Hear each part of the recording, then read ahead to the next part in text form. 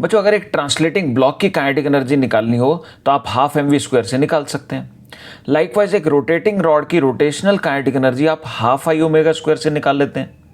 लेकिन अगर एक गैस सैंपल की काइनेटिक एनर्जी निकालनी हो तो सोचिए, गैस सैंपल में तो दुनिया भर के मॉलिक्यूल्स होते हैं और वो भी रैंडमली इधर उधर मूव कर रहे होते हैं। तो आखिर गैस सैंपल की काइनेटिक एनर्जी हम लोग कैसे निकालेंगे? Kinetic energy of gas sample निकालने के लिए हमें एक्चुअली एक मॉडल जिसे हम बोलते हैं काइनेटिक थ्योरी ऑफ गैसेस, इसकी अंडरस्टैंडिंग होना ज़रूरी है। क्लास 11th का ये जो चैप्टर है जिसे शॉर्ट में हम KTG बोलते हैं, इसमें हम मैक्सवेल का proposed gas speed distribution model पढ़ते हैं।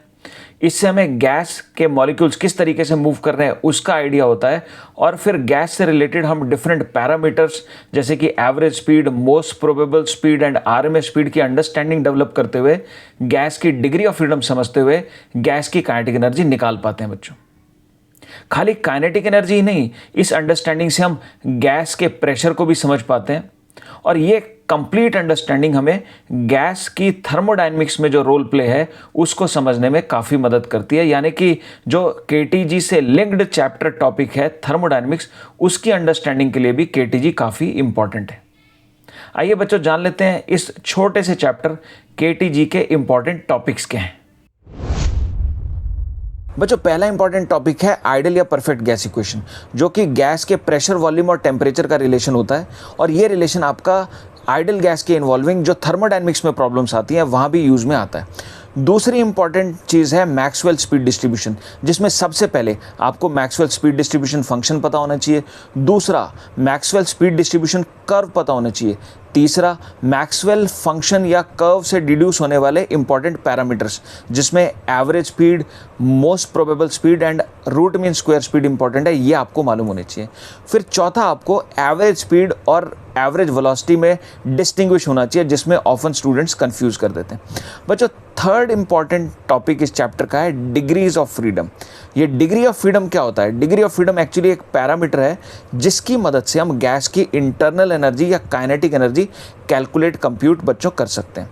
तो डिग्रीज ऑफ फ्रीडम में सबसे पहले डिफरेंट गैसेस की यानी कि monoatomic, diatomic and polyatomic gases की डिग्री ऑफ फ्रीडम मालूम होनी चाहिए। दूसरा, इन डिग्रीज ऑफ फ्रीडम के नेचर मालूम होने चाहिए, यानी कि ट्रांसलेशनल है, रोटेशनल है या वाइब्रेशनल है। तीसरा, पॉलीएटॉमिक गैसेस के खास केस में आपको दो तरह की पॉलीएटॉमिक गैसेस हो सकती हैं, या तो लीनियर स्ट्रक्चर वाली जैसे कि कार्बन डाइऑक्साइड या फिर नॉन लीनियर स्ट्रक्चर वाली जैसे कि अमोनिया। दोनों ही केसेस में आपको डिग्रीज ऑफ फ्रीडम की वैल्यू मालूम होनी चाहिए। चौथा, आपको डिग्रीज ऑफ फ्रीडम की टेम्परेचर डिपेंडेंस पता होनी चाहिए, खास तौर पर डायटॉमिक गैस के लिए। बच्चों ऐसा देखा गया है कि गैसेस को मिक्स करके, जैसे अमोनिया और मीथेन को सपोज मिक्स कर दिया, एक रिजल्टिंग मिक्सचर जो प्रोड्यूस होगा, इसकी भी डिग्री ऑफ फ्रीडम पूछ ली जाती है। तो नेक्स्ट आपको मिक्सचर की डिग्री ऑफ फ्रीडम भी कंप्यूट करनी आनी चाहिए। बच्चों फोर्थ इंपॉर्टेंट चीज़ है Maxwell's law of equipartition of energy. Fifth important topic है इंटरनल एनर्जी, जिसमें इंटरनल एनर्जी के फॉर्मूले जो कि होते हैं F/2 nRT या F/2 PV। और दूसरा ये कि इंटरनल एनर्जी स्टेट डिपेंडेंट है, यानी कि प्रेशर, वॉल्यूम, टेम्परेचर पर डिपेंड करती है। गैस उस पर्टिकुलर स्टेट में पहुंची कैसे है उसके इंडिपेंडेंट है, यानी कि प्रोसेस के इंडिपेंडेंट है। बच्चों सिक्स्थ इंपॉर्टेंट टॉपिक है relaxation time and mean free path.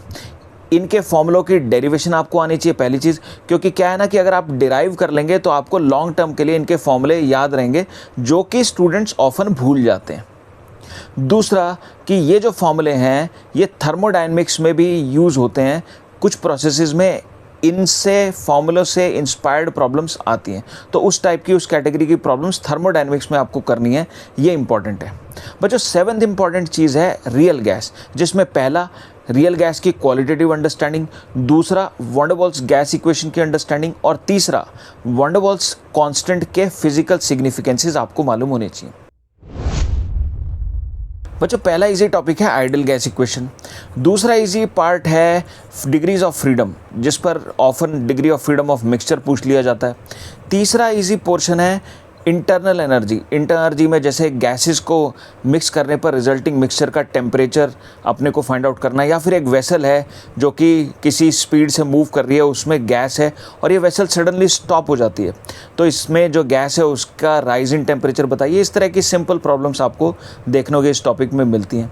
चौथा इजी पार्ट है mean free path relaxation time, जिसके क्वेश्चंस ऑफन फॉर्मूले से इंस्पायर्ड होते हैं, तो अगर आपको फॉर्मूला पता है तो क्वेश्चंस इजीली कर सकते हैं। बच्चों नेक्स्ट समझ लेते हैं केटीजी के डिफ़िकल्ट टॉपिक्स क्या हैं। बच्चों वैसे तो केटीजी के mostly topics easy to moderate category के हैं, लेकिन फिर भी अगर हम आइडेंटिफाई करना चाहें कि वो टॉपिक्स जहाँ पर स्टूडेंट्स पॉसिबली डिफ़िकल्टी फेस कर सकते हैं, तो पहला टॉपिक होगा हाइपोथेटिकल स्पीड डिस्ट्रीब्यूशन फंक्शन। यानी कि अगर आपको कोई स्पीड डिस्ट्रीब्यूशन फंक्शन दे दिया जाए किसी गैस के लिए और आपसे बोला जाए कि गैस मॉलिक्यूल्स की एवरेज या रूट मीन स्क्वायर स्पीड निकालिए, तो ऐसे में आपको एवरेज की फंडामेंटल डेफिनेशन से जो इंटीग्रल फॉर्म में होती है क्वेश्चन को, सिचुएशन को अप्रोच करना पड़ेगा, जो कि मोस्टली स्टूडेंट्स इग्नोर कर देते हैं, इसलिए इस तरह के इस कैटेगरी के क्वेश्चंस नहीं कर पाते। Then second difficult topic would be variation of degree of freedom of gas with temperature।